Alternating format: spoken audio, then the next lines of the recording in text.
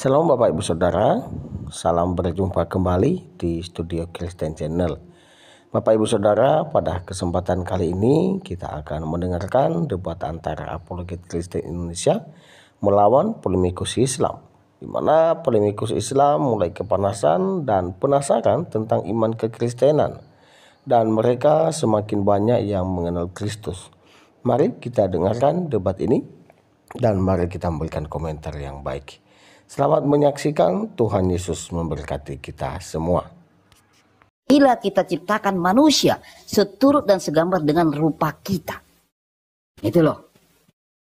Iya, Inilah yang tapi tiga ada nggak, esensi Bang? tadi dalam ketunggalan itu. Iya. Maksudnya saya kan juga belajar Bible juga, Bang. Buka-buka Bible. Keterangan bahwa Bapak ini bergantung kepada Anak dan Roh Kudus. Nggak bisa. Kalau anak bergantung kepada Bapak ada. Saya potong Abang, perhatikan.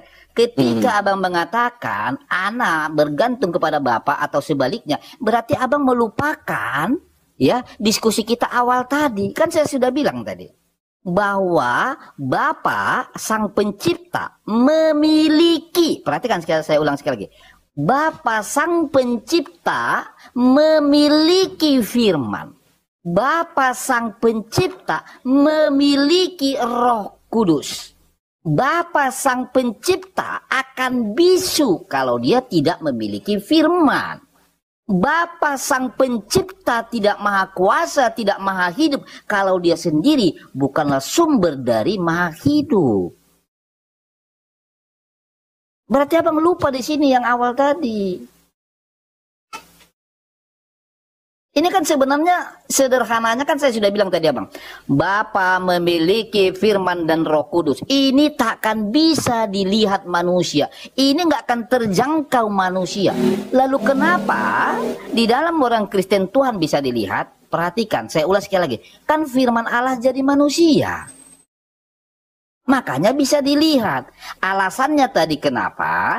Karena kalau manusia menghampiri Sang Pencipta, nggak mungkin. Manusia memiliki keterbatasan. Jadi jangan lupakan dari awal itu, Bang.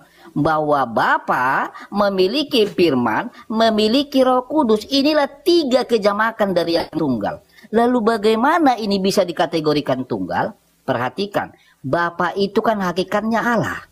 Firman Roh Kudus kan hakikatnya Allah. Maka satu-satunya Allah.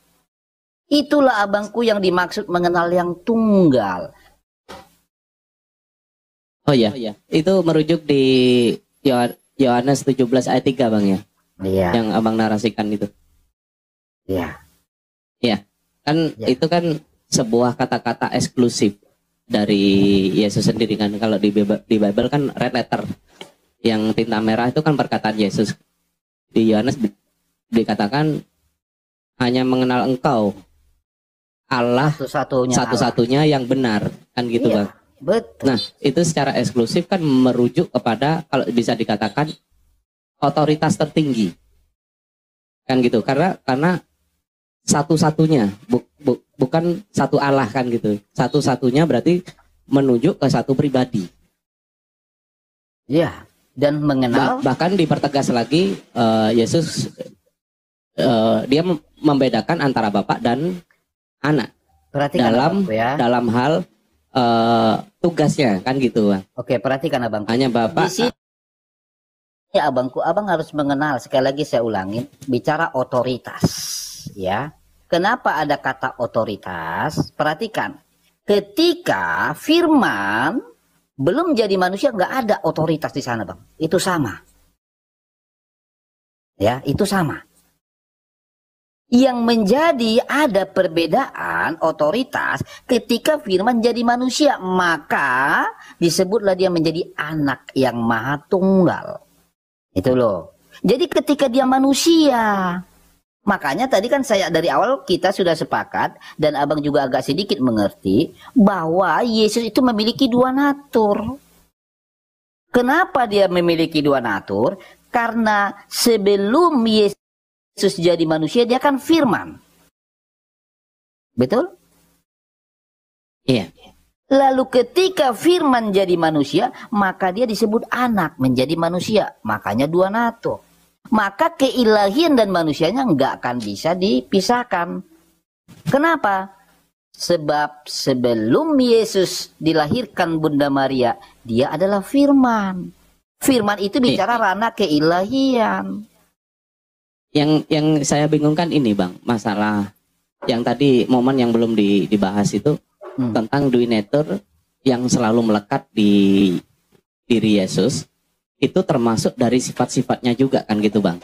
Karena sifat keilahian di dalam Tuhan tentang maha segalanya itu kan dikatakan di Bible Tuhan tidak berubah dari segi hal karakter kan gitu Bang.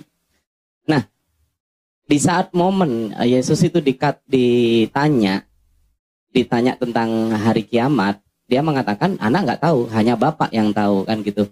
Padahal kalau dikata duinatur, di situ kan keilahian Bapak juga ada di dalam Yesus tentang maha pengetahuan, tentang maha tahu kan gitu. Makanya saya tuh berpikir kalau Yesus nggak ngomong, kecuali gini Bang, dapat poinnya kalau misalnya Yesus, aku sebenarnya tahu, tapi aku tidak akan ngasih tahu kamu kapan hari kiamat datang.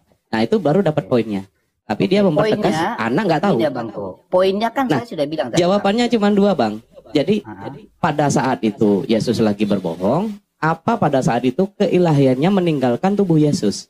Oh bukan, poinnya Bang, kan saya sudah bilang. Karena tidak mungkin diberitahukan hari, tanggal, waktu, tahun kiamat.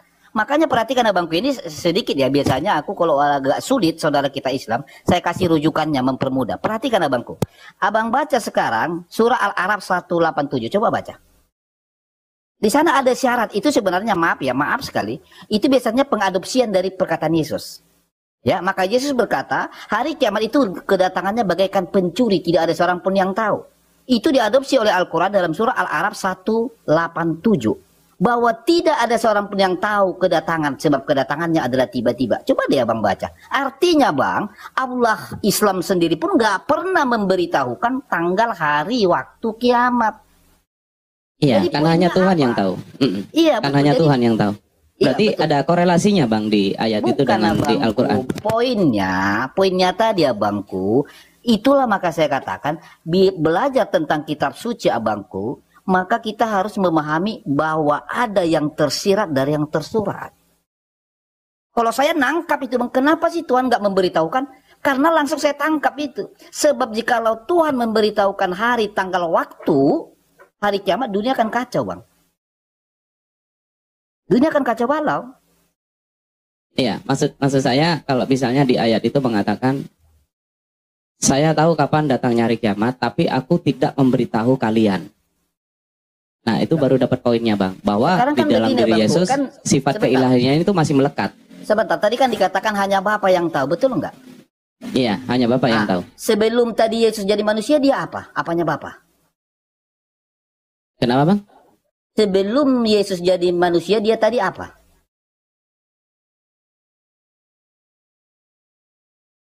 Sebelum Yesus jadi manusia. Iya, dia apa? Dari perspektif saya apa dari perspektif dari kekristenan Bang? Enggak, ini dari kekristenan dan sesuai dari kitab suci. Oke. Sebelum Yesus dikatakan, jadi manusia, dia apa? Dikatakan firman. Firman apa? Firman yang istilahnya gini. Allah Bapa ini sudah mempersiapkan. Abang gini loh Bang, abang jangan ambil yang tidak abang kuasain. Sekarang saya abang coba, kan abang nih bertanya nih, ya kan? Padahal dari tadi saya sudah jelaskan loh. Tetapi nggak apa-apa saya ulas balik supaya abang itu benar nggak sih yang kau tangkap apa yang saya sampaikan. Maka saya tanya abang, sebelum Yesus jadi manusia dia apa? Firman toh? Iya, takdir. Firmannya apa? Loh, kok lari ke takdir gimana? Jangan bawa Islammu abangku. Nggak akan nyambung ke situ. Coba saya ulas sekali lagi. Sebelum Yesus jadi manusia dia apa? Apa ya bahasanya paling enak ya? Oke, saya ulangi sekali lagi ya. Firman yang akan diturunkan kan gitu. Enggak. Makanya abang berarti nggak nyimak dari itu. Perhatikan ya. Bapa sang sumber ini memiliki firman. Bapa sang sumber ini memiliki Roh Kudus. Firman ini yang jadi manusia. Nah sekarang saya tanya kamu, sebelum Yesus jadi manusia dia firman apa? Gini Bang, biar saya bisa mencerna. Pertanyaannya gini Bang. Masa Bapak, anak, Bapak, Firman, dan Roh Kudus, urutannya mana duluan Bang? Bukan urutan ini. Aduh, masa abang ini nih, ini nampaknya Bang nggak jujur. Oke. Enggak, bukan. Saya pengen tahu, biar enak itu saya jawabnya. Saya kan sudah bilang, abang nggak butuh menjawab di sini Bang. Perhatikan ya, Bapa sang sumber memiliki. Sekali lagi, Bapa sang sumber memiliki firman dan Roh Kudus. Sebab Bapa akan bisu kalau dia tidak memiliki firman. Sebab Bapa tidak mungkin maha hidup jikalau dia tidak memiliki sumber dari segala maha hidup. Masa sih nggak nangkap sih teman-teman? Yang benar dong Bang. Kalau Bapak dikatakan bisu, bagaimana cara dia berkomunikasi dengan Musa waktu itu Bang? Makanya belum Bapak ada Yesus waktu itu, firman. Gimana sih Bang nggak nangkep? Iya, maksudnya tanpa Yesus pun Bapak ini bisa berkomunikasi dengan Musa. Bang, abang bisa nggak sih bedakan tadi diskusi kita?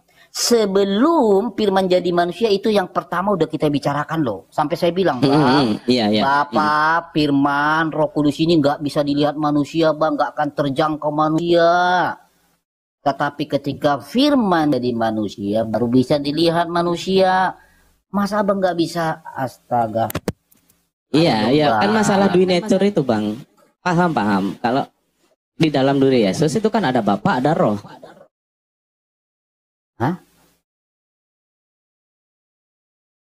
Gimana? Di dalam diri Yesus kan menjadi satu, kan dikatakan menjadi satu esensi, kan gitu. Apa sebagian dari Bapak masuk ke dalam Yesus? Gini aja deh Bang, perhatikan Bang ya. Makanya saya bingung itu Bang. Iya, bukan bingung Abang, bukan. Saya rasa maaf Bang ya, jangan nanti kita jadinya nggak enak. Saya rasa ya, anak SD aja daya tangkapnya nggak seperti ini teman-teman. Perhatikan Bang ya. Firman, perhatikan nih. Bapa itu saya lingkari ini kan merah nih. Ya. Bapa ini memiliki firman. Bapa ini memiliki Roh Kudus. Saya kasih analoginya langsung. Saya ini adalah raja debat. Raja debat memiliki tubuh.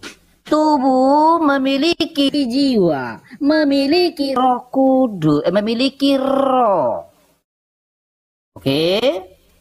Maka saya bilang tadi, saya Raja Debat nggak bisa ngomong kalau tidak ada sumber dari ucapan saya, yaitu akal, pikiran, jiwa saya. Maka Bapa akan bisu kalau dia tidak memiliki firman. Itu yang dikatakan dalam ketuhanan orang Kristen, bisa kita bedai, kita mengerti, tetapi tidak dipisahkan. Jiwa saya adalah jiwa saya, roh saya adalah roh saya, tubuh saya adalah tubuh saya. Bisa dibedakan, tapi nggak bisa ini Bang dipisahkan. Sebab kalau dipisahkan, maka saya nggak berfungsi. Bahkan saya bisa mati. Maka saya ulas ringkasannya bahwa Bapa memiliki firman, Bapa memiliki Roh Kudus. Maka Bapa hakikatnya Allah, firman dan Roh Kudus ini hakikatnya Allah. Maka ketika Yesus berkata bahwa tidak ada seorang pun yang tahu hari kiamat selain Bapa, maka pertanyaannya, Yesus sebelum manusia dia siapa? Dia adalah firman Bapa. Berarti kalau bicara firman kepunyaan Bapak berarti Bang ya? Iya dong, dia kan milik firman. Makanya kalau firman, kalau Bapa tahu berarti anak tahu. Kalau Bapa tahu berarti firman tahu. Kalau Bapa tahu firman tahu berarti Roh Kudus tahu. Kalau jiwa saya tahu berarti roh saya, tubuh saya tahu. Oke, apa yang membedakan ini Bang? Misalnya kita katakan sifat Tuhan itu Maha Pengampun. Di zaman sebelum ada Yesus. Sebentar dulu Abangku, sebentar dulu ya. Ini sebenarnya maaf ya, saya potong dulu. Sebenarnya Abangku, ini terlalu liar nanti kalau kita bicara sifat. Ya, karena apa? Maafin ya, saya paham betul kata Abang itu. Islam Abangku, dia cenderung bicara sifat. Selalu Islam bicara sifat Allah, sifat Allah, sifat Allah, tapi nggak mengenal zahir Allah. Makanya saya katakan Bang, ini halusinasi. Ingin menjelaskan, mengembangkan tentang sifat daripada Allah, sedangkan daripada zahir Allah itu kalian nggak temukan. Makanya saya dari tadi paham betul Islam salah sifat. Kalian bicara sifat. Sama seperti saya Bangku. Bagaimana abang bisa menganalisa sifat saya kalau saya sendiri nggak ada? Bagaimana Anda mau bicara sifat saya kalau kejohiran saya nggak ada? Berarti Anda berbohong. Inilah yang akibatnya Islam sulit bicara tentang ketuhanan itu, Bang. Sulit sekali. Makanya Islam ini kalau di keislaman sih simpel sih, Bang. Apanya hanya satu simpel? pencipta, saya tanya, Bang. Kan gitu. Oke. Makanya ya gini, Bang. Sebelum sebentar. Abang bilang hanya satu pencipta, namanya Allah, betul? Iya, betul. Oke, baik. Tidak Allah ada itu nama apa bukan? Sebentar. Allah itu nama apa bukan? Allah itu nama apa bukan? Iya, nama. Artinya adalah Tuhan Sang Pencipta. Sebentar, jangan langsung abang artikan. Abang bilang Allah itu adalah tadi nama Tuhannya Islam, betul? Iya. Nah, sosok si pemilik nama bagaimana? Dan siapa? Nah, kalau berbicara sosok, itu kan berbicara soal penciptaan. Oh, bukan. Saya bicara tentang makanya Tuhanmu. kita tidak digambar. Tidak, Tuhan abangku. kita itu tidak digambarkan Ya. dengan ciptaan. Sebentar, abangku. Saya lagi bicara Tuhanmu, bicara Allahmu. Saya nggak bicara ciptaan. Masa bodoh dengan ciptaannya itu, karena itu belum kita ngerti. Abang Ya, jangan pakai sosok, tadi, Bang. Kalau pakai sosok berarti itu ciptaan namanya. Loh, kok ciptaan? Bagaimana dia bisa melahirkan sosok jikalau dia bukan maha sosok? Pikirkan itu. Bagaimana dia disebut maha hidup jikalau dia tidak bisa membuat hidup? Bagaimana dia disebut maha makhluk jikalau dia tidak bisa membuat makhluk? Itu yang harus abang pelajarin. Iya, paham. Nah, Tuhan kita tidak perlu menjadi sosok untuk menciptakan sesuatu, Bang. Siapa bilang? Berarti abang bohong. Di dalam Al-Quran dikatakan memang gitu, Bang. Di Islam gitu. Enggak. Itu kata Islam, bukan kata Al-Quran. Oke. Nah, sekarang abang mulai mengajak saya berpolemik, kita buka-bukaan kalau begitu. Di dalam Al-Quran, ini bukan kata Islam ya. Karena 100% saya jamin Islam berbeda dengan Al-Quran. Kata Al-Quran kepada iblis, wahai iblis, aku ciptakan Adam. Ku bentuk Adam dengan 2 tanganku ini. Benar apa enggak? Iya. Nah, itu punya wujud sosok enggak tuh? Apa ya, Bang? Kalau kita berbicara tentang teks dari Arab, Bukan. karena di zaman itu, ya, maksudnya gini, Bang. Sebentar, abangku, benar apa tidak? Tadi saya mau menjelaskan, jangan dipotong, Bang. Bukan. Benar apa tidak isi Al-Qur'anmu mengatakan bahwa benar. Tapi abang harus tahu konteksnya. Tidak. Oh. Makanya Al-Quran itu, Bang, hadir pada saat di zaman itu. Ibarat itu orang di sana itu banyak penyair. Ibarat itu orang metafora. Aduh, Bang, nggak usah dikatakan metafora. Nah, Bangku, nggak usah. Ya, Bang, sekarang saya gini, Bang. Tangan, bentuk loh. Ya, saya mau lanjutkan yang tadi Abang potong. Adam, sebentar. Atau begini saja, saya kasih analogi sederhana deh soal tentang Islam Gang. Oke? Ini biar Anda bisa memahami bentuk Sang Pencipta dan bentuk yang diciptakan, oke? Kalau Anda nggak paham ini nggak apa-apa. Jangan ngomongin bentuk, Bang. Kalau di keislaman nggak ada. Sebentar. Siapa bilang nggak ada? Perhatikan ya. Ini bayangkan nih, Bang. Sekarang ada tanah liat di depan saya, oke? Udah paham? Ada tanah liat di depan saya, oke? Tanah liat ini saya bentuk sesuai gambaran saya, oke? Saya punya 2 tangan, saya bentuk tanah liatnya 2 tangan. Saya punya kaki, saya bentuk tanah liatnya ada 2 kaki. Semua saya bentuk sesuai dengan gambaran saya, oke? Iya. Pertanyaan saya, apakah tanah liat itu menjadi diri saya? Tidak. Ya sudah. Kan nggak hidup, Bang. Udah dah. Anda udah mulai nggak jujur. Maaf ya, Bro ya. Jadi jangan kau bilang, oh dalam Islam nggak ada. Iya, dalam Islam, dalam Al-Quranmu ada. Saya sebenarnya udah jijik bahas tentang Tuhanmu. Tapi kalian ini selalu berusaha berpolemik gitu loh. Ya. Makanya ketika saya bentuk tanah liat ini sesuai dengan gambaran saya, pertanyaan saya, apakah tanah liat itu menjadi saya? Tidak, kata Anda. Betul. Maka ketika saya punya bentuk, bukan berat sama bentuk saya dengan yang saya ciptakan. Pakai otak dong. Ya, pakai otak dong. Makanya kalian itu saya katakan, maaf nih, karena saya terlalu paham tentang kualitas daya kalian berpikir tentang itu nol besar. Makanya tadi saya malas bicara sifat. Bahkan kalian bicara bahwa ada sifat wajib Allahmu 20 sifat. Pret. Bagaimana Anda mau bicara sifat? Orang wujud bentuknya aja kau nggak tahu. Kau usah nipu. Anda sosok bicara sifat. Bagaimana kamu mau bicara sifat Prabowo? Jikalau wujud bentuk Prabowo nggak ada, berarti kamu pendusta. Ini memang ilmu tingkat tinggi yang sengaja saya buka ini. Ya, Anda itu nggak mau jujur, kawan. Ya, jadi saya ini juga tahu abangku ya, nama kamu tadi Bro apa? Bro Hasim. Saya juga tahu abangku. Saya itu memberi ruang waktu kepada seseorang. Saya juga bisa pelan-pelan juga saya analisa. Yang saya temani diskusi ini, ya, ini orang mau belajar apa enggak? Ya, nah tadi seiring waktu diskusi kita saya lihat kamu itu keluar dalam pikiran saya, ya, saya seperti mendapatkan suatu hikmat gitu dalam hati saya begini, jangan lempar mutiara ke babi. Oh ternyata dia begitu, makanya saya udahlah. Jadi saya nggak mau lagi berlanjut diskusi dengan Anda itu. Saya seperti melempar mutiara ke babi loh, padahal dari tadi saya sudah sangat jelaskan, lalu Anda bilang, oh saya nggak paham bang, waduh. Saya pastikan anakmu, ya, anakmu kalau ada umur 8 tahun, 10 tahun mendengar omonganku ini pasti masuk akal dia. Pasti dapat dia pahami omongan saya. Lah kamu masa nggak nangkap sih? Coba teman-teman, apakah sesulit itu? Apakah yang saya jelaskan itu tidak gamblang? Coba, aduh aku bingung loh melihat mereka ini. Coba ketik loh teman-teman, apakah memang, apa ini? Apakah saya ini kurang jelas menjelaskan sama dia atau memang daya tangkapnya itu loh. Ampun DJ. Bener anak PAUD juga paham loh. Makanya saya lihat loh ini ujung-ujungnya saya melempar mutiara ke babi ini kan begitu, ya udahlah. Tendang sajalah. Aduh.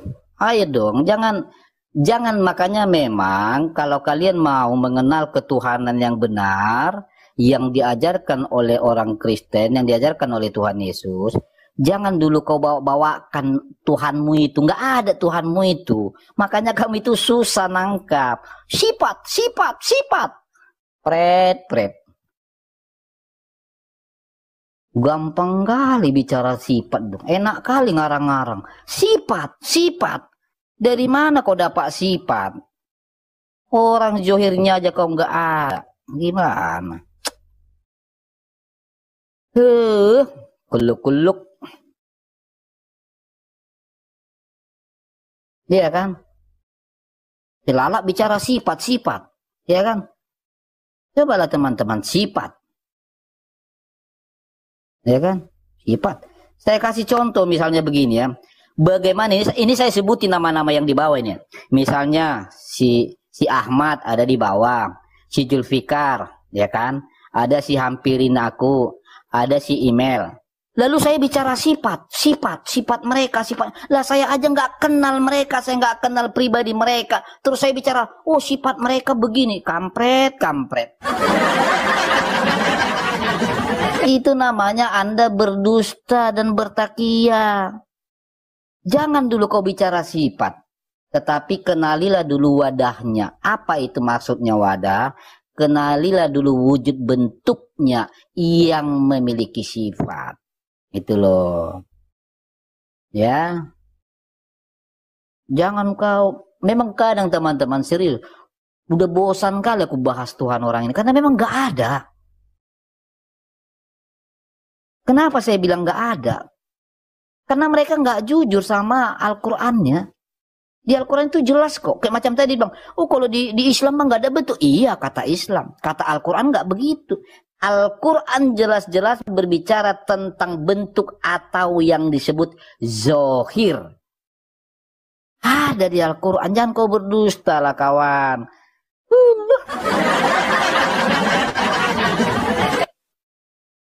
Makanya, oh di Islam itu bang simple bang. Tuhannya Esa Tunggal. Yaitu Allah. Segitu doang. Itu kan masih nama.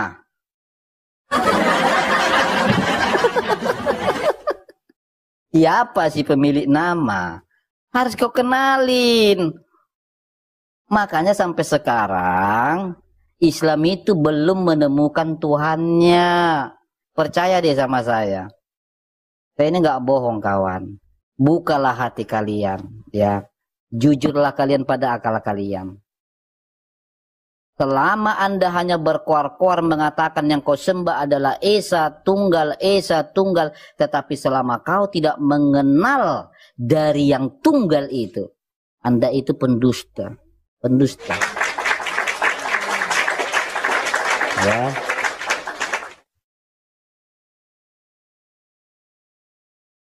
Nah,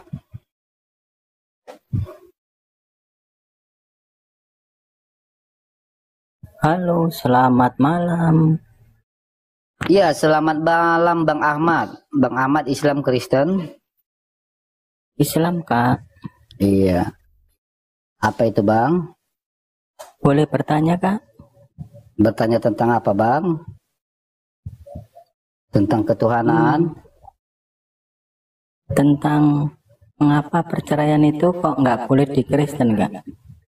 Kenapa perceraian nggak boleh di Kristen? Wah, kalau itu kan sederhana. Dari manusia diciptakan Adam berapa pasangannya, Bang? Hah? Tahu saya satu, Kak. Satu. Tulang rusuk Adam berapa yang diambil, abangku? Tahu saya satu. Satu. Artinya dari awal penciptaan manusia pun sudah diberikan hikmat. Itu loh. Sesudah diberikan hikmat, lalu kemudian ada pengajaran dan aturannya. Makanya dikatakan jangan engkau bercerai.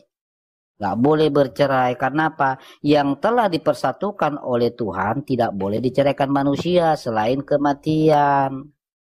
Gitu loh, Bang. Dan kalau kita tarik kerana kehidupan manusia, maka di situ akan ada ketertiban akhlak moral. Contoh, kalau istri satu, ya kan, nggak bercerai, saling menguatkan, ada anak, sama-sama mendidik. Nah, coba kau bayangkan, kalau boleh bercerai, ya kan, ku kawinilah anak gadis seorang, udah punya anak, ku tinggal. Bayangkan bagaimana nasib anak itu. Itu hal-hal sederhana loh, Bang, yang harusnya yang bisa abang tangkap. Itu loh. Iya. Dan tapi kenyataannya banyak loh juga, Kak, orang Kristen yang bercerai. Loh, abang sekarang bicara ajaran Yesus atau bicara oknum? Lah makanya itu kan saya tanya, kalau di Kristen kan katanya nggak boleh bercerai. Iya, di Kristen nggak boleh bercerai. Nah, sekarang yang bercerai itu oknum atau Kristen? Karena Kristen kan nggak oknum, Bang. Kristen itu kan nggak manusia dia, Bang. Itu kan nama. Artinya yang bercerai orang Kristen ini berarti dia itu Bang, oknum. kalau kita bicara tentang agama, pondasi ketetapan, pernyataan, ajaran itu dari kitab suci. Kalau dari kitab suci, kita tidak disuruh bercerai. Inilah pedoman kita. Tapi kalau ada orang Kristen melakukan ini, berarti dia melakukan di luar dari suci. Artinya itu bicara oknum. Yang ngapain kuurusin oknum, Bang? Masa pribadi orang mau kuurusin? Nah, ini kan kita nggak membahas di Kristen itu tidak menyuruh, tapi saya kan bertanya kenapa nggak boleh? Tapi gitu. gini aja, Bang, Bukan ini, Bang. menyuruh, Bang. Saya sebentar, Bangku. Sebentar, saya lebih suka, Bang, bahas ketuhanan. Karena tidak ada gunanya saya bahas tentang pengajaran kepada teman-teman jikalau dia sendiri nggak mengenal Tuhan. Kalau kamu sudah mengenal Tuhan, nggak usah bicara, pengajarannya pun pasti bersalahan. Jadi kita bahas ketuhanan dulu, Bang. Itu.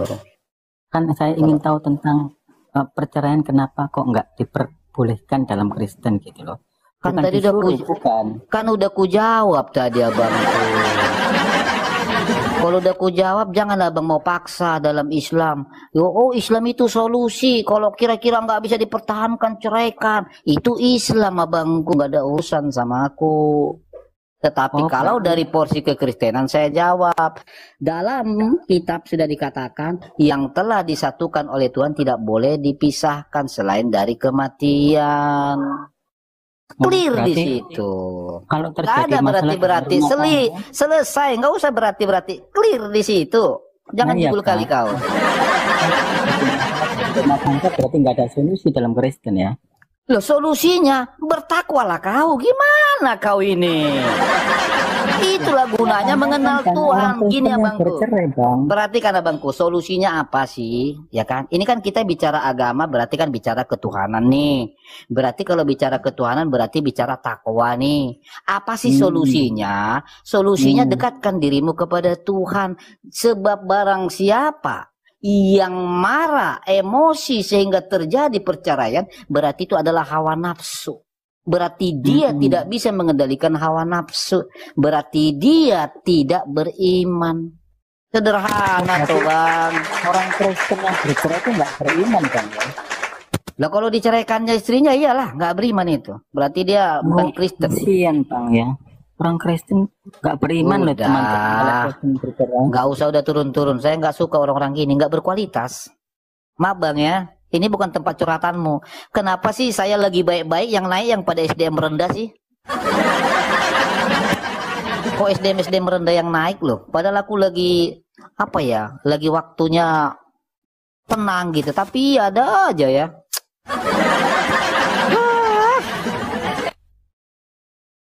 Kamu mau buat framing? Jangan Bang, jangan buat framing Bang. Kau belum kenal Raja Debat, hah? Kau tanya dulu sama gurunda-gurunda Musi Juma. Raja Debat ini Bang, jangan kau ajak framing. Telingamu pun bisa ku framing loh Bang. Udah dijelasin kemana-mana. Terus kau bilang di Islam ada solusi, bisa cerai. Ku tanya dulu kau. Kau potong kuping Raja Debat ini. Potong kuping Raja Debat ini ketika Islam bercerai lalu kawin lagi menjadi solusi. Pret. Ujung-ujungnya itulah jalan dia makin enak mempermainkan wanita. Kawinin dia ya kan, 3 bulan kira-kira nggak cocok lagi ya kan. Oh aku nggak cocok lagi nih, oh nggak sejalan ini, cerai kan, talak ya kan. Kawin lagi ya kan. Udah puas kau 2-3 bulan lagi, oh ini nggak sejalan lagi nih, talak lah kau terus.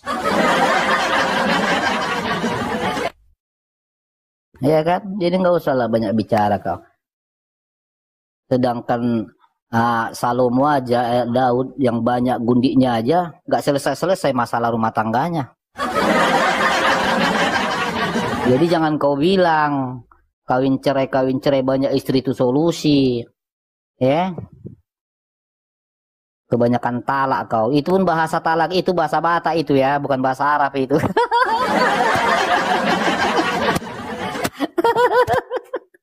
Jadi bahasa talak itu bahasa Batak itu diadopsi orang Arab. Jadi jangan kau kira Arab kau lebih hebat dari orang Batak. Talak itu bahasa orang Batak. Talak itu artinya terbuka. Kalau double kau bikin talak-talak, tekangkang lah itu bahasa Indonesianya.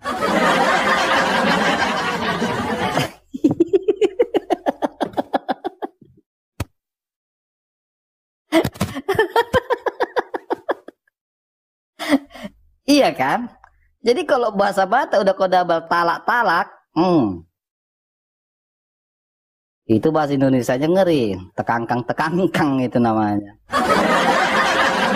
Jadi jangan kalian kira bahasa Arab itu hebat, enggak. Banyak kali bahasa Arab kau itu mengadopsi bahasa Batak. Biar tak kau. Ayolah naiklah Islam yuk. Naik yang waras lah, jangan asal naik lah. Kalau asal naik malas sekali aku. Bila.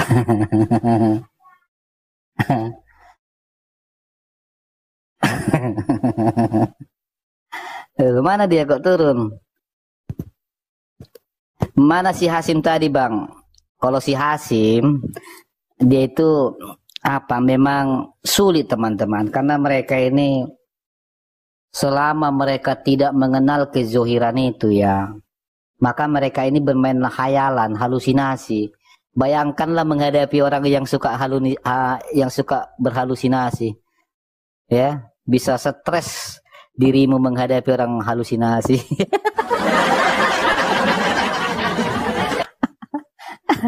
Iya. Oh, sifat. Kepedean bicara sifat. Kayak mana lah dia mau bicara sifat? Sedangkan si pemilik sifat aja dia nggak kenal. Kapa jago-jagohon itu bahasa Bataknya.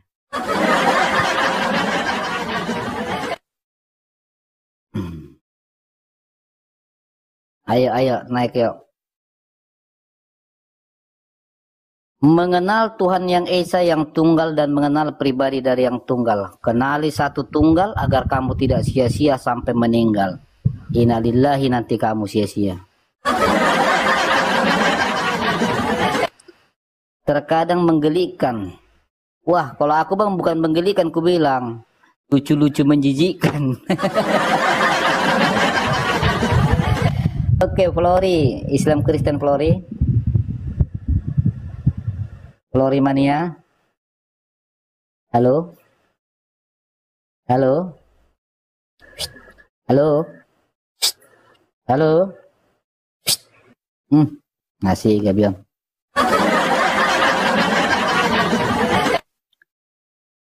Teganya dirimu tak bersua.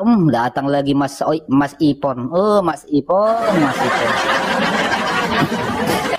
Siap-siap kalian di bawah itu minum bodrek. Udah ada lagi nih yang apa ini? Si Ipon. Terpaksa aku pergi.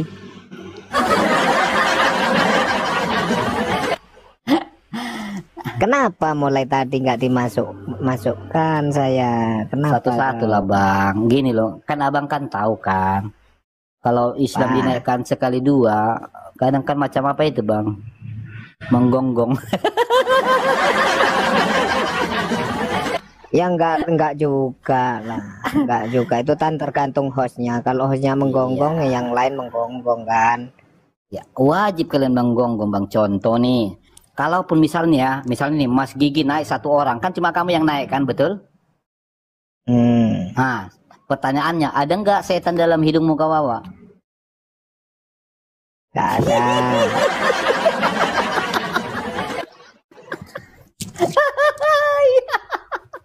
Itu yang saya bilang tadi, sekalipun kalian satu yang naik bang, tapi setan di lubang hidung kalian itu mengganggu kalian, jiwa kalian itu diganggunya. Ayo, buat aja debat marah. Ayo, itulah resikonya ngadapi kalian. Apa maksudnya setan di dalam hidung itu? Ini berarti dia ini udah nggak Islam ini teman-teman. Masa dia nggak tahu dalil yang paling membangongkan sejagat? Ada setan itu di hidung Islam di mana-mana. Setan tempatnya di mana-mana. Maunya setan lah. Ngapain kau ngurusi setan? Saya nggak tanya itu bang. Justru kalian yang ngurusi setan, ikut setan pun kalian kasih tidur di lubang hidung. sampai Edis mengeluarkan lagu, ada setan di hidung muslim. Ini temanya apa ini? Mengenal Tuhan yang Esa, yang tunggal, dan mengenal pribadi dari yang tunggal. Nah, maksudnya gimana? Lah, maksudnya kamu mengenal nggak Tuhan itu bagaimana? Tahu nggak Tuhan itu bagaimana? Atau cuma ngomong doang tunggal-tunggal? Oke. Tuhan kamu berapa? Tuhan kamu berapa? Satu. Oke. Kamu mengenal nggak dari yang satu itu? Mengenal dari Al-Quran. Loh, ilah yang ditanya. Mengenal dari yakin. Yang saya tanya, kan Tuhan abang bilang kan satu. Ya kan? Nah, kamu sudah mengenal nggak bagaimana yang satu itu? Mengenal yang satu gimana itu? Maksudnya mengenal. Coba kamu mengenal siap-siap yang lagi satu. minum bodrek di bawah itu. Coba lah, nggak tahu dia. Jangan dulu mengenal yang satu itu yang pakai mana. Kamu kenal nggak sama Tuhanmu? Saya kasih contoh Bang ya, perhatikan. Mas Gigi ini satu nggak? Satu. Oke, Mas Gigi ini punya roh nggak? Punya. Mas Gigi punya jiwa dan tubuh tidak? Jiwa. Ya, kamu punya jiwa dan tubuh tidak? Punya. Nah, itulah yang dimaksud mengenal yang satu. Jangan cuma ngomong satu doang. Loh, oh gitu. Di dalam Al-Quran dikatakan ya laisa kamislihi syai'un. Apa itu artinya? Allah itu tidak serupa dengan sesuatu apapun. Oke, Ya, jadi tidak bisa apapun. disamakan dengan manusia. Ya Baik. wajar kalau kamu menyamakan Tuhanmu seperti manusia. Saya ikutin nih. Oke, laisa kamislihi sayun. Betul? Betul? Betul. Tidak bisa diserupakan dengan manusia, betul? Betul. Baik. Abang manusia apa enggak? Manusia. Oke, abang punya nama apa enggak? Punya. Tuhanmu punya nama apa enggak? Punya. Kok sama? Kok sama? Kok Itu sama? sifatnya. Kok sama? Ya memang. Hah? Iya memang tuh bingung dia, nama bingung Tuhan dia, itu bingung dia, banyak. bingung dia. Bingung. Bahkan dia bilang itu sifatnya. Lagi-lagi mau kau tambah berarti sifatmu dengan sifat Allah sama. Kacau. Banyak nama-nama Tuhan itu. Itu Bukan namanya. itu yang saya Tapi tanya. zatnya itu. Bang, bukan itu yang kau tanya kutanya. zatnya. Bukan itu yang kupersoalkan pada dirimu. Yang kupersoalkan ketika lisanmu berkata bahwa tidak sama. Artinya di situ Bang, saya melemparkan satu poin di situ supaya kamu bisa memaknai apa yang dimaksud serupa tapi tak sama. Itu loh. Makanya kalian jangan bermaknai laisa kamislihi syai'un itu langsung ke blok dia. Nggak boleh langsung kamu blok dia, kamu kunci. Makanya laisa kamislihi syai'un artinya dimaknai dari yang tersirat itu adalah dia serupa tapi tak sama. Paham? Serupa apanya maksudnya? Oke, contoh. Abang tadi manusia punya nama toh? Itu namanya itu. Jawab, namanya. abang tadi manusia punya nama kan? Ya, manusia punya nama. Tuhanmu tadi punya nama kan? Punya nama. Dirimu dengan Tuhanmu sama-sama punya nama. Enggak tetapi sama. Dengarkan dulu, jangan dipotong. Dirimu dengan Tuhanmu sama-sama punya nama, tetapi dirimu dengan Tuhanmu tidak serupa, betul kan? Iya betul. Itulah yang dimaksud abangku. Laisa kamislihi syai'un. Jangan kamu terkunci ke blok cuma memahami pokoknya enggak begitu abangku. Masa dari dulu kau Ya, benar enggak betul. pintar-pintar kau. Jadi Tuhan saya itu namanya Allah. Saya namanya Mas Gigi. Sama-sama punya nama. Apakah Betul. sama? Justru tidak di situ. Nah, Ya, sekarang memang coba betul. sebentar. Sekarang saya Nah, kasih kamu sekarang perkenalkan sebentar dulu. Tuhanmu bagaimana? Sebentar. Sekarang supaya kamu lebih nangkap nih, ya kan? Mas Gigi punya nama, sama-sama punya nama. Oke. Nah, sekarang saya kasih nih pertanyaan supaya kamu menunjukkan kalau kamu paham. Contoh perbedaanmu dengan Tuhanmu. Iya, cuman itu. Iya, contoh. Ini namanya raja debat, tapi suka bertanya. Ya, boleh. Ya, perbedaan Bentar, saya. ini kenapa Islam ini takut kali sama raja debat kalau bertanya ya? Katanya Al-Quran Iya, enggak. sempurna. Kalau Al-Quran sempurna bang, harusnya kalian tuh siap ditanyain terus bang, bukan malah ketakutan. Ya saya siap ini, saya siap. Nah, Enggak, coba ente kan contoh. namanya raja debat, tapi suka bertanya gitu loh. Ya enggak Bang, apa-apa, saya jawab. Saya ini raja debat ketika menyelesaikan pertanyaan orang, lalu saya mengedukasi dengan pertanyaan itu supaya dia lebih memahami apa yang dia keluarkan dari lisannya. Contohmu sekarang, apa perbedaanmu dengan Tuhanmu? Ya, perbedaan saya dengan Tuhan saya itu gaib. Yang tadi saya katakan laisa kamisli sayun. Ya, zatnya tidak serupa dengan sesuatu apapun, tetapi kalau sifatnya menyerupai sesuatu itu ya. Nah, saya ini ciptaannya, itu perbedaannya. Sebentar. Dari mana kamu bicara sifat itu menyerupai sesuatu? Kamu tahu nggak, kalau menyerupai berarti kan bicara bentuk, benar apa enggak? Ini sebentar kamu dulu. punya Kalau sifat. menyerupai itu bicara bentuk apa tidak? Ya makanya sifat Jawab dulu, Bang.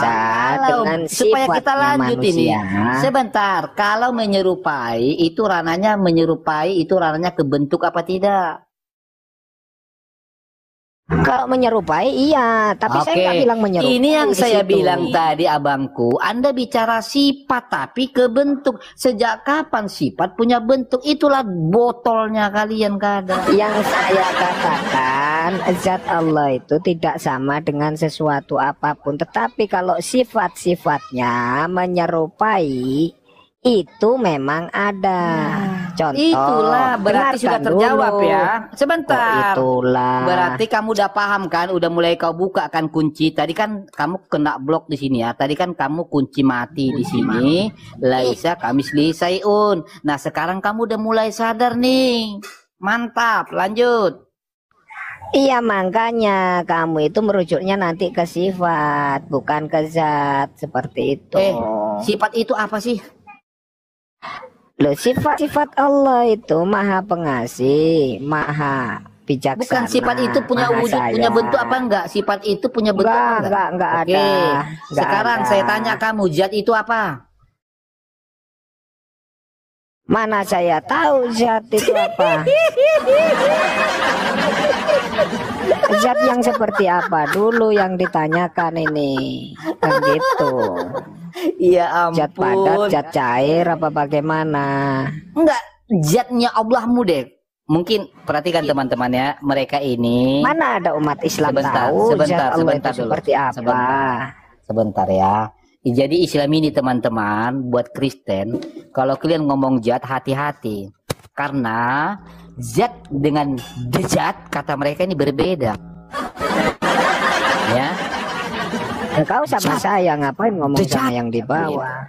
Enggak, biar mereka tahu kualitas kalian itu satu huruf aja gagal total gitu loh. Aduh. Oke, nah sekarang Ini saya tanya, memberitahu apa? kita ada di sini sudah Sekarang gini. memberitahu itu.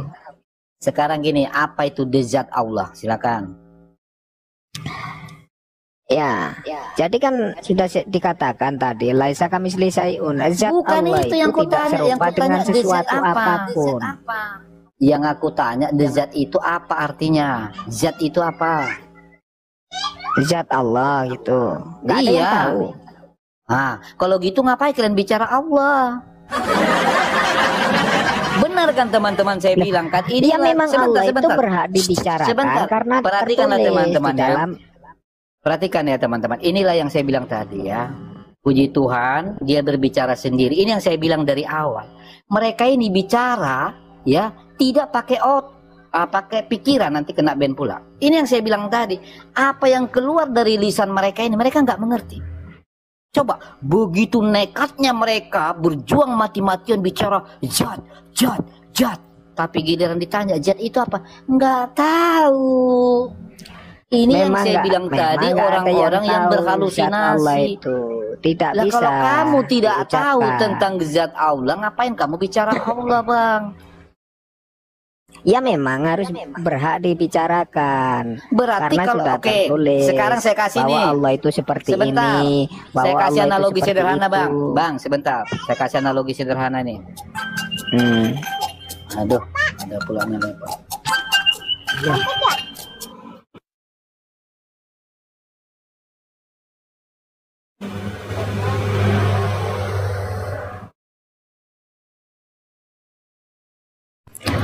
masih ada gangguan. Masih ada gangguan.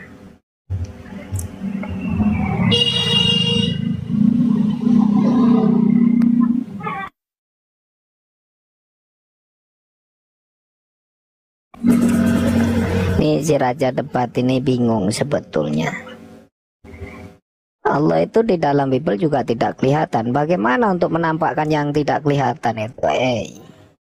Dia sendiri bingung dia. Oke, sebentar Abang Mas Gigi. Tadi kan aku tanya itu, kamu bilang kan nggak tahu, betul? Betul? Betul. Halo? Oke, tetapi meskipun tidak tahu harus dibicarakan, betul? Betul. Nah, sekarang saya tanya kamu kan punya akal nih. Apa pendapatmu ketika orang tidak tahu tapi dia bicara tentang yang tidak dia ketahui? Itu orang pintar atau orang botol? Orang pintar. Loh, alasan saya ngomong orang pintar karena apa? Karena iman. Kenapa? Sesuatu yang tidak ada, ya belum tentu tidak ada. Apakah Roh Kudus itu ada? Tidak ada, bilang Roh Kudus tidak ada. Kenapa mengimani Roh Kudus jadi itu perhatikanlah teman-teman kan, kita sudah dapat jawaban kan. Ketika kita bilang kalau dia tidak tahu sesuatu tetapi dia bicarakan yang tidak dia tahu, dia pintar atau botol? Dia bilang pintar. Ya, pintar. Cobalah teman-teman. Masih mau dilanjut nggak nih teman-teman? Coba teman-teman lah, masih mau kita lanjut nggak nih sama orang majnun satu ini? Parah lo kau itu Mas Gigi, sampai kapan lah kau begitu? Nah, sekarang saya tanya nih. Udahlah Bang, kamu disuruh diturunkan Bang, bikin malu kau. Parah kau. Coba lo, orang-orang yang bicara tentang yang tidak dia ketahui, berarti itu adalah orang botol atau pendusta, pembohong. Tega kau bilang itu orang pintar. Apa nggak ngamuk penontonku mendengar narasi kau itu? Cobalah. Pasti dalam pikiran mereka itu melihat abang tadi, mendengarkan abang ngomong, pasti lucu-lucu menjijikkan abang itu. Cobalah. Makanya itu yang sering saya bilang, saudaraku muslim, kalau kalian mengunci kunci mati pemahaman tentang laisa kamitslihi syai'un, berarti kalian harus wajib stop bicara tentang Allah. Kalau kalian bicara tentang Allah, berarti sama seperti yang dibilang Mas Gigi tadi, bicara yang tidak dia ketahui, berarti mendongeng, berarti berdusta. Makanya datanglah kepada Tuhan yang kamu kenal, datanglah kepada Tuhan yang nyata, datanglah kepada Tuhan yang telah menyatakan diri, biar kamu betul-betul mengenal Tuhan.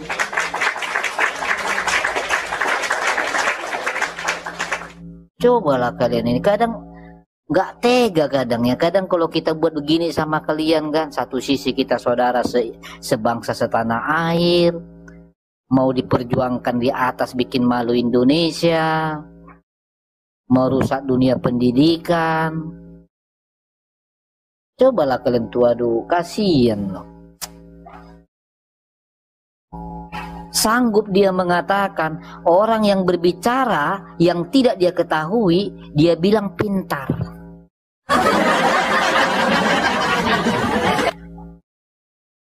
Orang yang tidak mengetahui lalu dia berbicara tentang yang tidak dia ketahui, sudah pasti informasinya akan kacau.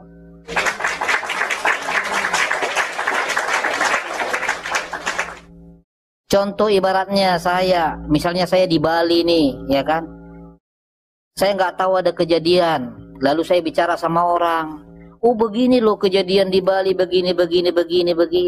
Padahal bukan begitu ceritanya. Maka informasi yang saya sampaikan akan menyesatkan orang. Itulah yang sebenarnya kalian lakukan selama ini.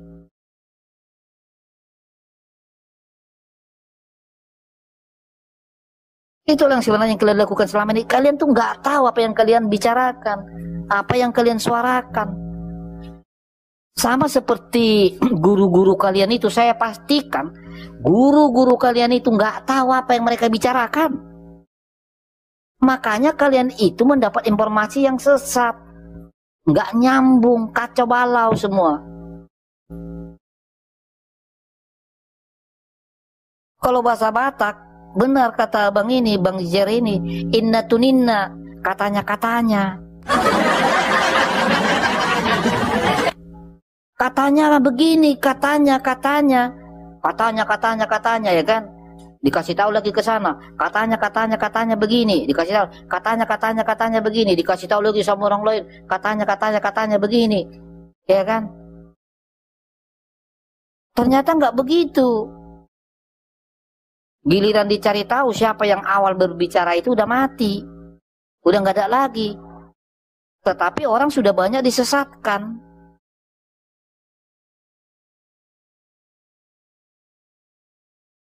Aduh, tobatlah kalian, tobat. Yang penting bunyi, jangan Bang Bagas, bahaya kalau yang penting bunyi. Karena kalau asal bunyi, ya kan, dari belakang bokong kita pun bisa ada yang bunyi. Prep, bisa bunyi dia, ya kan? Bisa bunyi kalau asal bunyi aja. Makanya itu sering saya bilang sama mereka, jangan asal bunyi. Kalau cuma asal bunyi, kentut juga bisa bunyi. Udah bunyi, bau pula itu. Ya kan, sampai tutup hidung awak gara-gara baunya. Siapalah mau mencium bau-bau itu? Ya kan?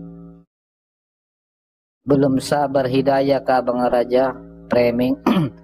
Nah, itulah kan kita sampaikan sama si Adi, nggak terima. Ada setan di hidungmu, hidung pesek, setannya lembek.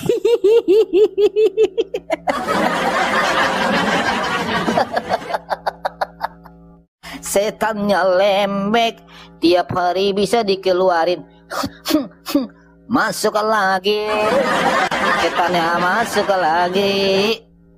Aduh, kacau. Ayo naik Bang Adi. Ini Bang Adi nih. Ya apa sih telepon saya ini?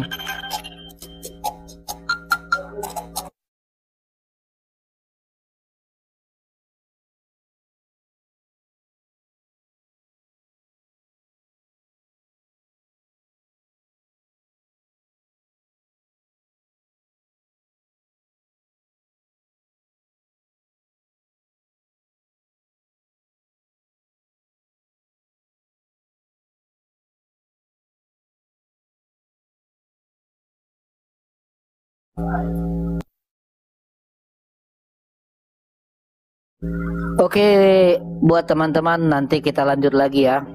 Ketepatan ada sedikit tugas mau dikerjakan. Ya kira-kira 1 jam lagi kita akan mengudara kembali untuk memperkenalkan Tuhan yang benar kepada mereka yang berbicara yang tidak mereka ketahui. Oke buat teman-teman ya, saya undur diri dulu, nanti kita lanjut lagi ya.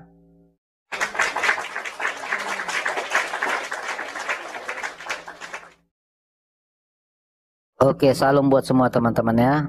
1 jam lagi nanti kita akan live lagi. Supaya agak tahan komal kita ini ya kan. Ini lumayan tahan loh. Biasanya 5 menit udah ketombak. Oke, siap. Salam, Tuhan Yesus memberkati kita semua.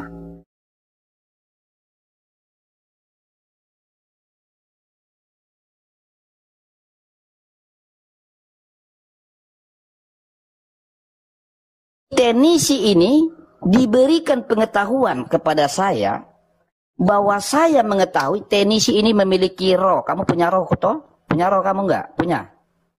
Bapak Ibu, kita sudah mendengarkan debat ini. Mari kita merenungkan firman Tuhan dalam 1 Petrus pasal yang kedua ayat 1 sampai yang ke-25. Begini bunyi firman Tuhan. Yesus Kristus batu penjuru. Karena itu buanglah segala kejahatan, segala tipu muslihat, dan segala macam kemunafikan, kedengkian, dan fitnah. Dan jadilah sama seperti bayi yang baru lahir, yang selalu ingin akan air susu, yang murni dan yang rohani, supaya olehnya kamu bertumbuh dan beroleh keselamatan. Jika kamu benar-benar telah mengecap kebaikan Tuhan, dan datanglah kepadanya, batu yang hidup itu, yang memang dibuang oleh manusia, tetapi yang dipilih dan dihormat di hadirat Allah. Dan biarlah kamu juga dipergunakan sebagai batu yang hidup untuk pembangunan suatu rumah rohani, bagi suatu imamat kudus, untuk mempersembahkan persembahan rohani yang karena Yesus Kristus berkenan kepada Allah. Sebab ada tertulis dalam kitab suci, sesungguhnya aku meletakkan di Sion sebuah batu yang terpilih, sebuah batu penjuru yang mahal, dan siapa yang percaya kepadanya tidak akan dipermalukan. Karena itu, bagi kamu yang percaya, ia mahal. Tetapi bagi mereka yang tidak percaya, batu yang telah dibuang oleh tukang-tukang bangunan telah menjadi batu penjuru, juga telah menjadi batu sentuhan dan suatu batu sandungan. Mereka tersandung padanya karena mereka tidak taat kepada firman Allah. Dan untuk itu mereka juga telah disediakan. Tetapi kamulah bangsa yang terpilih, imamat yang rajani, bangsa yang kudus, umat kepunyaan Allah sendiri, supaya kamu memberitakan perbuatan-perbuatan yang besar dari Dia yang telah memanggil kamu keluar dari kegelapan kepada terangnya yang ajaib. Kamu yang dahulu bukan umat Allah, tetapi yang sekarang telah menjadi umatnya, yang dahulu telah dikasihani, tetapi sekarang telah beroleh belas kasihan. Peringatan untuk hidup sebagai hamba Allah. Saudara-saudaraku yang kekasih, aku menasihati kamu supaya sebagai pendatang dan perantau, kamu menjauhkan diri dari keinginan-keinginan daging yang berjuang melawan jiwa. Milikilah cara hidup yang baik di tengah-tengah bangsa bukan Yahudi, supaya apabila mereka memfitnah kamu sebagai orang durjana, mereka dapat melihatnya dari perbuatan-perbuatanmu yang baik dan memuliakan Allah pada hari Ia melawat mereka. Tunduklah karena Allah kepada semua lembaga manusia, baik kepada raja sebagai pemegang kekuasaan yang tertinggi, maupun kepada wali-wali yang diutusnya untuk menghukum orang-orang yang berbuat jahat dan menghormati orang-orang yang berbuat baik. Sebab inilah kehendak Allah, yaitu supaya dengan berbuat baik kamu memukamkan kepicikan orang-orang yang bodoh. Hiduplah sebagai orang yang merdeka dan bukan seperti mereka yang menyalahgunakan kemerdekaan itu untuk menyelubungi kejahatan-kejahatan mereka, tetapi hiduplah sebagai hamba Allah. Demikianlah bunyi-bunyi firman Tuhan ini. Kiranya kita terus diberkahi oleh Tuhan. Dan mari kita hormatilah semua orang. Kasihanilah saudara-saudaramu, takutlah akan Allah, hormatilah Raja. Biarlah tetap kita teguh di dalam kebenaran firman Tuhan. Dan biarlah kita semua yang mendengar video ini menjadi saksi untuk kemuliaan Allah. Sampai jumpa di video berikutnya. Tuhan Yesus memberkati kita semua.